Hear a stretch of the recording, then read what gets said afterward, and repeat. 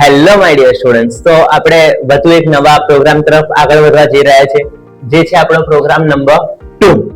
શું કહે છે?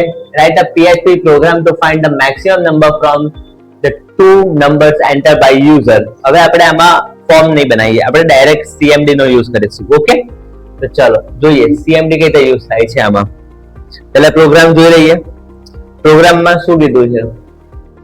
A read line no use કરવાનો છે CMD થ્રુ તમારે પ્રોમ્પ્ટ લેવાના હોય તો. ઓકે, શું કીધું છે કે A માં enter the first number, B માં એન્ટર ધ સેકન્ડ નંબર.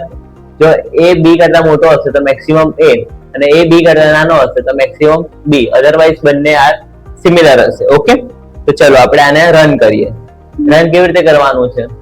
તો તમે જે ફોલ્ડરમાં જ્યાં આને સેવ કર્યું હોય ત્યાં જજો, ત્યાં એ જ ફોલ્ડરમાં CMD ટાઈપ કરજો. ઓકે, અને એન્ટર. તો એ આવી ગયું. પછી તમારે લખવાનું છે PHP, પછી તમે જે ફાઇલનું નામ આપ્યું હોય એ index.php. એન્ટર કરો. આવી ગયું. Enter the first number 5, enter second number 3. તો 5 મોટો આવ્યો. હવે લખીશું એન્ટર ધ 4 અને 8, તો 8 મોટો આવ્યો. હવે બંને સેમ આપીશું, બોથ આર સિમિલર. આવી ગયું.